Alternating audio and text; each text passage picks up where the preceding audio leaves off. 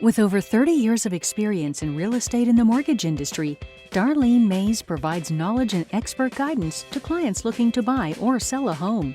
Serving clients throughout South Orange County, Darlene specializes in the senior community of Laguna Woods Village. Darlene works with her clients to ensure the highest level of service, from the beginning of the process right down to the closing table. If you are looking to buy or sell, who you work with really does matter. Call Darlene Mays today.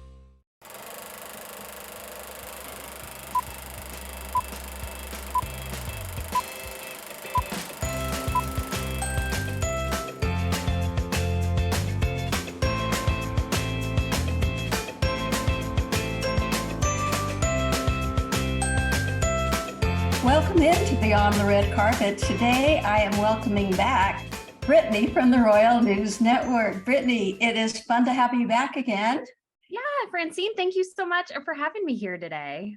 Well, last time you were here, it's been quite a while. We spoke about, you updated us on the Scandinavian royals, and today we're going to look at the Asian royals, which a lot of people don't realize that there are a lot of countries in the Asian world that do have royal families. There are. So let's start with, let me see some of my notes. I know I didn't make a lot of notes because you're the expert and we spoke earlier about all this. So you're going to fill us in. But Japan, the I'm screwing up this. Yamato dynasty began in 660, and that's the current reigning dynasty. Is that correct? That is, it's usually called the Chrysanthemum Dynasty, which is easier to pronounce as well, and is currently being reigned by Naruhito, and he has a wife, Masako, and they have been married for a number of years now, and they have one daughter. And Japan's rather interesting because it's a purely male-dominated monarchy, meaning that only men can inherit the throne, and they have quite a small family, so that's been quite a struggle for them over the recent years. So the daughter, she's adorable, by the way. I've seen when she was born, she was so cute too. She is not allowed to take over once her father either leaves or passes away, correct? That is correct. And it was rather interesting. I was doing some research, and there have been a couple of empresses who have ruled, but they really do try to stick with men. And those were historical examples. And so her name is Eiko, and she is 21 now. So she is part of the Japanese imperial household, but to retain her title, she must marry another member basically of the household. And there are just very few of them because they got rid of most of the aristocratic lines after the end of World War II. So most likely when she marries, much like her cousins and her aunts and other members of her family, the female members, if she marries a commoner, who is probably really her only option, she will actually lose her title and her spot in the family in a way. Well, is there any, have you read or do you know of any possibility of them changing the rules like Britain did so that women can inherit even if there's a male underneath them? Is that going to happen in Japan? Do you have any idea? They have worked on that a bit because they have very basically just a small number of members. The only actually 4 people in the line, well, 3 people after the emperor in the line of succession are the emperor's brother, his nephew, and one of his uncles who's 82. And so there are just very few members to choose from. And by the time it gets down to it, I believe his name is Hisahito. He is currently going to be the future emperor of Japan. And it might turn out that he's the only member of the Japanese imperial household left, because if you want to marry, basically, you have to leave as a woman. And he is the only member of his generation who is male. He was the first male born in the family after 41 years. And so this is very much a succession crisis. They've talked about this and they've tried to avoid it. They kind of, once Hisahito was born, they were like, okay, we can move past this again, but it definitely might be another issue for them in the coming decades. If they have just basically more princesses and no prince, this is a big worry for them. And there is a Japanese princess currently living in the United States. Explain all about her. She married a commoner and is now here in the US. Yeah, her name is Princess Mako, and she lives in New York City with her husband, Kay. And they announced their engagement in 2017. And they ended up having some trouble because apparently his mother had taken out a loan and she hadn't paid it back on time. So somehow this little kerfluffle ended up making them push back their wedding. It was by 2020, they still hadn't gotten married, and they're like, oh, we'll take a break. And then they finally got married here a couple of years ago, I think in 2021. And she and her husband have moved now to New York City, and he's passed the bar. Like every time the poor guy couldn't pass a bar, they made a news story about it. And I felt so sorry for him, because I'm like, there's all this pressure. Your wife has left her family. They decide not to take an endowment that the women usually get when they leave, which is 1.3 million.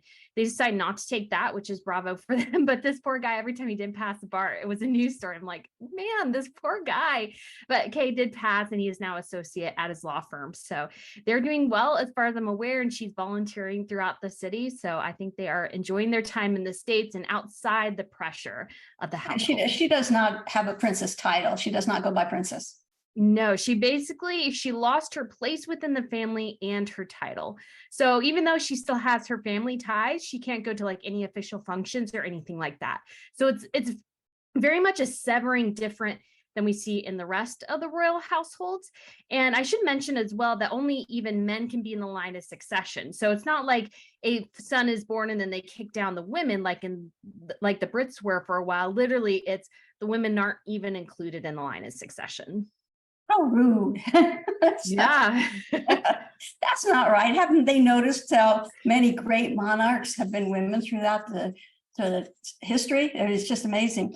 But you know, that story that you told about him not passing the bar and the pressure, that does remind me of JFK Jr. not passing the bar, and the hunk flunks, and it's so much pressure when you're famous, and you just don't get through. It's got to be not only annoying, but just frustrating so much. Yeah, and he has a language barrier as well. English would be his second language. So he has that in addition on top of everything. So I felt really bad for him. I was like, don't make this news story every time tell us when he passes, and that'll be good. Okay, well, so much for the Japanese. So rude. They won't let women in there. But let's go to, I have so many, Bhutan. Now he's called the Dragon King. I can't pronounce his name, but at 39, he's one of the youngest monarchs in the world. What can you tell us about him?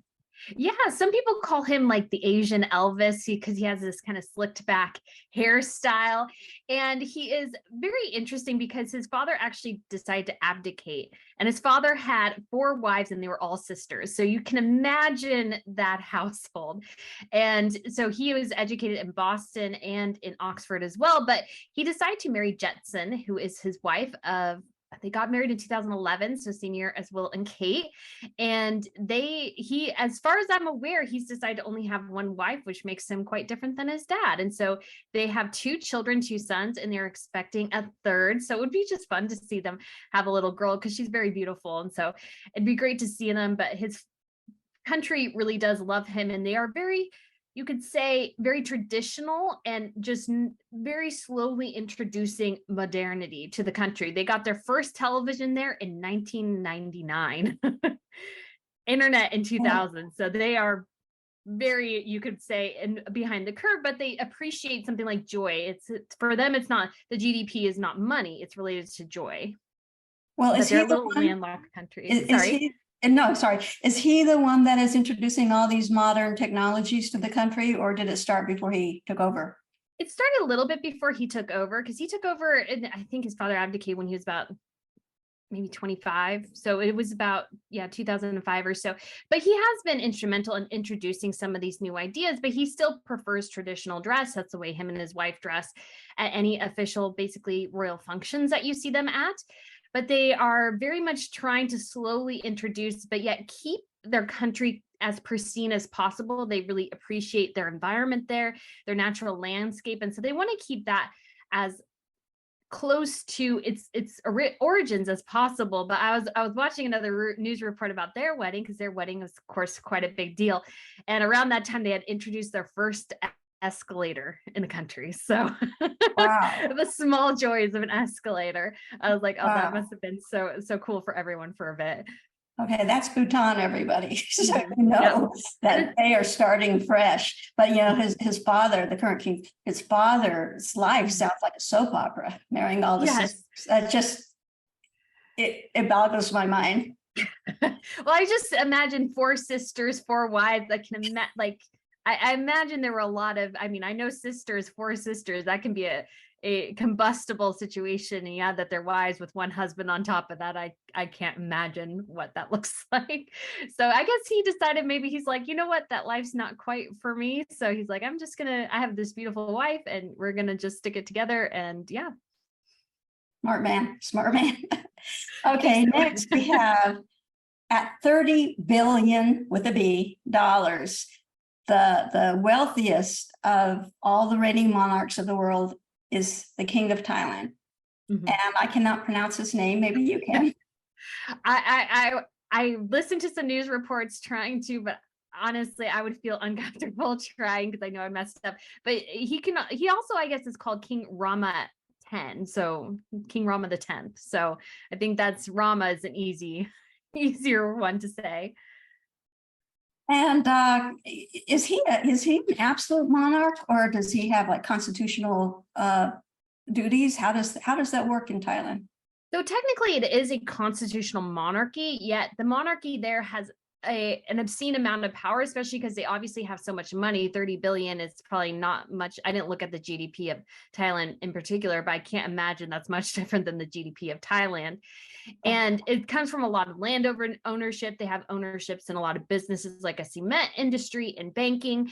And so they just have an extraordinary amount of influence. And as this latest king has come in, he started to change the constitution in ways that favor him. So for example, he likes to spend most of his time in Europe. So he's amended the constitution so he can rule from Europe. So he doesn't have to be in Thailand. So he has done some other things as well, really to try to more establish his power, but he's a very interesting character in a lot of ways. It's good to be king. It is. Now, how does it work there? Can women inherit the throne or not? As far as I'm aware, no, but he has had 5 wives and 3 divorces. So he has a number of children at this point. And he does have a son who can inherit, and obviously they prefer that. And when you have more to choose from, that makes it a little bit easier. But actually, one of the most well-known members of his family is his daughter. And I don't know if I could pronounce her name right.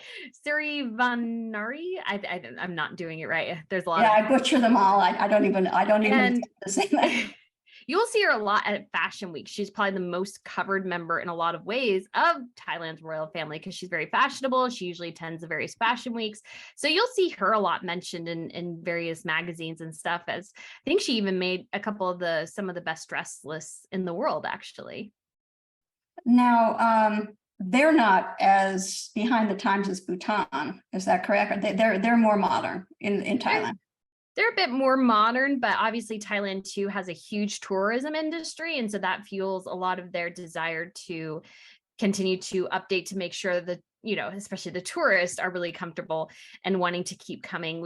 In Bhutan, they actually very much limit the number of tourists. So that's a big distinction between the two. And so, yeah, Thailand, as far as I'm aware, they're very modern. They spend about $31 million on his whole coronation ceremonies and everything. So they have a lot of money to spend there.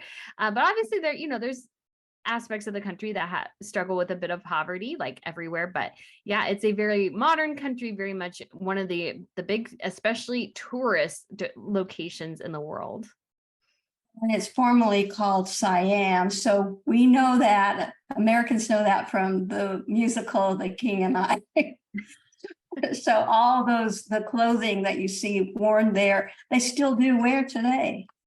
They do. There's definitely some pockets of the country that definitely do dress in that more traditional style, which is always fun to see because it's great to see, I think, the connection between the country and its heritage. Because sometimes, especially as people try to modernize and everything, they sometimes lose those connections to the past. And so Thailand, though, very much still appreciates that.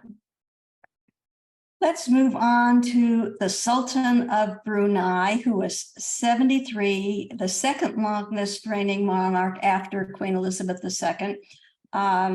He's the second richest monarch after Thailand.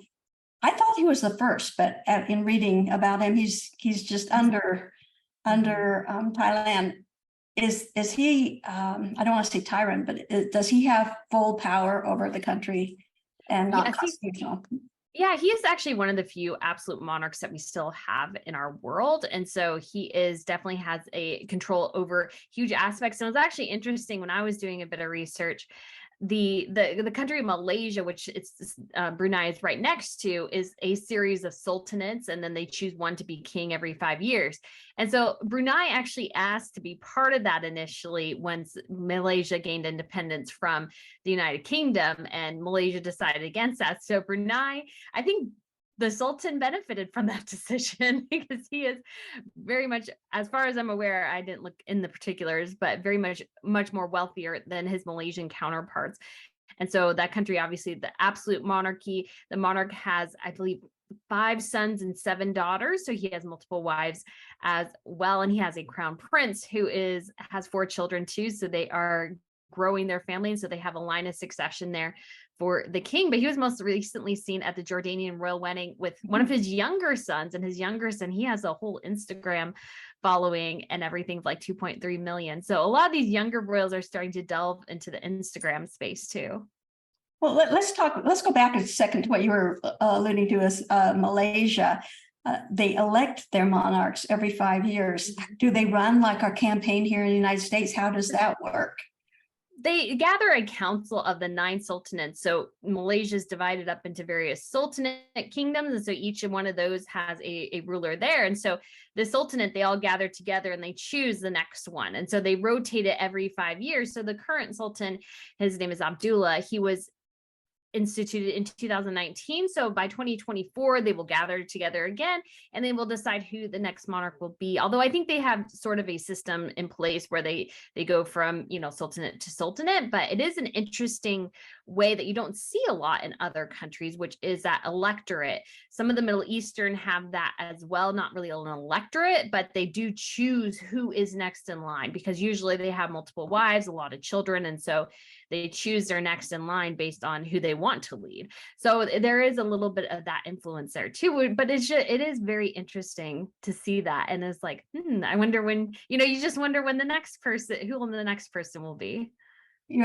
Taking the wives and the children aside, it kind of sounds a lot like choosing the Pope, the popularity and within the group. Yeah, it's very similar. I think obviously they try to not be very show favoritism to one particular perhaps sultanate over another, but it allows them everybody to cycle through. Obviously somebody might die prematurely and that probably messes up the system a bit, but allows everybody to cycle through and have their little bit of time on the throne, which I think probably keeps everybody happy, and they're looking forward to their chance to have that bigger role, because most of the time if you are just a general sultanate, you don't go to the various foreign events and stuff like that, but when you are a king, you do get that opportunity, which is an added benefit, I would say. Yeah, like I said, it's good to be king. It's good to be king. Finally, the only Polynesian kingdom is Tonga. And Hawaii, before it became a state, had a king. But now the only Polynesian king is Tupo. I can't pronounce his name, and I'm so sorry for all the Tongans watching. But do you know much about how he rules? I don't know too much about how he rules, but I know they are definitely part of the Commonwealth, because Harry and Meghan, when they were doing their foreign royal tours, they actually went down to Tonga, and he has one of the smaller kingdoms in the whole world. So it's an opportunity for them to get outside a little bit and just enjoy meeting with some of those larger royals. But it's a very small kingdom, and I'm not familiar with exactly how their government runs. I think he might be one of those absolute monarchs. So that is an interesting possibility. Wow. Okay. Now, you had mentioned earlier the Jordanian wedding. Now it's King Abdullah's son. They invited royals from around the world. And were all of these royals attending or members of their families? Many were. So I did go through and I grabbed screen grabs, but they weren't very good. Obviously, we had the Sultan of Brunei. He came with one of his younger sons. We obviously had the King of Malaysia and his wife as well. And the Queen of Bhutan came without her husband. But it was one of those events that, again, because he is a Crown Prince Hussein, it does attract a lot of royals from all over the world. Catherine and William went, which is their first time attending a foreign royal wedding. Usually those events are reserved for Sophie and Edward. And so Sophie and Edward usually go. And so it was one of those things that was just a huge thing where all the royals came. And so it was either the monarch themselves or usually whoever is next in line for the throne. Although I will say Princess Beatrice was a bit of a surprise, Princess Beatrice of York from the UK, but apparently she's quite good friends with Crown Prince Hussein. So she was able to go, and he married Rajwa, who is from Saudi Arabia, and her family has quite a bit of influence in that country as well. Yes, and you did an entire episode, if not two, on that royal wedding. And I want to just give a shout out to your channel, Royal News Network. And you also have what is it, Royal Fashion? Royal Fashion News. So anybody who wants to see who's wearing what, I've never asked that question on a red carpet. I've gone to red carpets, but I've never asked who are you wearing. But you do explain the different outfits and actually the costumes of the royals from other countries, especially the Asians. I heard you talk about some of those. So it's very interesting what you do. You do your homework. You do a lot of research, and I salute you because your Royal News Network is amazing, and it just doesn't stop with the British royals, as a lot of people think. You go all around the world like we are doing today, and you have trips to join that you can take groups of your followers around. Will you think you'll be going to any of the Asian countries in the future? I mean, I've always really wanted to go to Japan. I think that would just be an amazing place to go to. And I try to usually make them around various royal events because I think that would be fun for people to attend if they can. But I would definitely be open to that because I love going all over the world. I've been to South Korea, didn't go to Japan, but I actually visited Mongolia. Actually used to have a monarchy, so I visited some of their palaces. I made my little tour guide go, "Oh, let's go over here," and it was sort of run down because they haven't had it inactive in a long time. She was a native from Mongolia. She's like, "This is the first time I've been here." I'm like, well, I'm so glad I got to be with you the first time you came to this little palace that they had. And I missed the opening of the South Korean palace because South Koreans had a royal family as well at one point. So there are a lot of even families that we don't even hear about much anymore, but that existed in Asia. And I think that's an amazing cultural and historical connection to explore for sure. And a little off topic from the Asian royals, but you do study palaces as well. Can you give us a couple of your favorite ones to visit? Ooh, one of them would definitely be Versailles. I know a lot of people have been there, but it's just an incredible complex. The gardens are magnificent. Obviously, the hall of mirrors and everything, very beautiful. I've always loved Hampton Court Palace. That's definitely worth going to. It's brick, which is very different than some of the other palaces that you'll see, and so that one's very famously associated with King Henry VIII. And then I hung out in Krakow, Poland last year. And so I got to head around their palace complex several times, which was so much fun because you can kind of go up there and hang out without buying a ticket and going in. So that was a lovely, lovely place. And then, of course, you have as well in Germany, you have Neuschwanstein, which is the fairy tale castle. Inside, it's only partially built, so you can't see what the full vision was, but outside is just magnificent. It's in this very romantic, it very much feels like a fairy tale. It's what Cinderella's castle was based off of in Disney World, and you just very much feel that magic when you're there. And I know palaces and castles are really not important, but it's so fascinating to so many people. I didn't realize until recently that every castle in the Disney parks throughout the world is different. Did you know that? They're all based, they also include a lot of the architecture from the countries in which they were built. So it's amazing. And castles and tiaras. I know you're you're very interested in tiaras. You've done several shows on tiaras, Tiara Tuesday on your channel. I think that having spent a lot of time searching through YouTube for a lot of my shows, I think I would definitely recommend that people interested in any of aspects of royalty around the world should check out your channel, Royal News Network. It is fabulous. Well, thank you so much. I really do appreciate that. I'm super excited this year. I'm going to Sweden in September, and it's for the King's Golden Jubilee. So he'll celebrate 50 years on the throne. And so I'll be there covering that. I've never been to Sweden, and it's just super exciting. And it's a great opportunity to introduce so many people, because everybody hears about the British royals, but you don't hear a lot about the others, and they have great members and beautiful different traditions, and it's just a lot of fun. So I can't wait to do that, and doing something else. The Netherlands National Day, or sorry, not National Day, their state opening of Parliament. I'll be going there for that too, and hopefully singing the King and Queen there as well with some of their daughters. So that will be a lot of fun, and just opportunity to share more about these royals around the world, because it is so fun. That's great. Like I said last time, we focused on the Scandinavian royals, and today mostly on the Asian royals. Can you? What should we do next time? What section should we go? Middle Eastern. We're gonna Middle Eastern.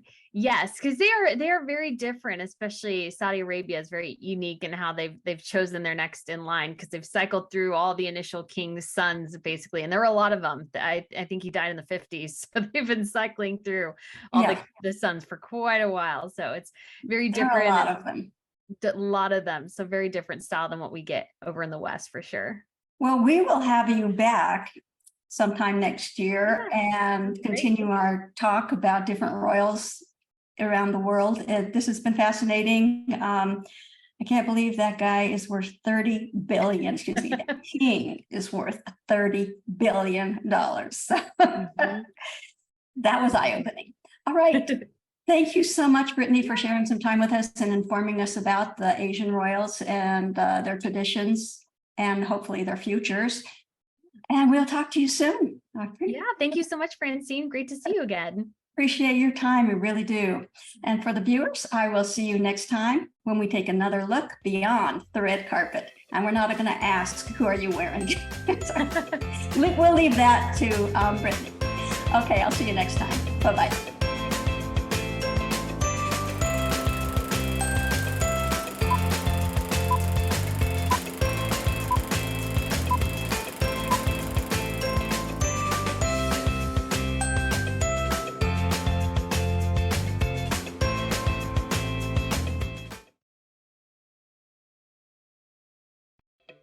With over 30 years of experience in real estate and the mortgage industry, Darlene Mays provides knowledge and expert guidance to clients looking to buy or sell a home. Serving clients throughout South Orange County, Darlene specializes in the senior community of Laguna Woods Village. Darlene works with her clients to ensure the highest level of service, from the beginning of the process right down to the closing table. If you are looking to buy or sell, who you work with really does matter. Call Darlene Mays today.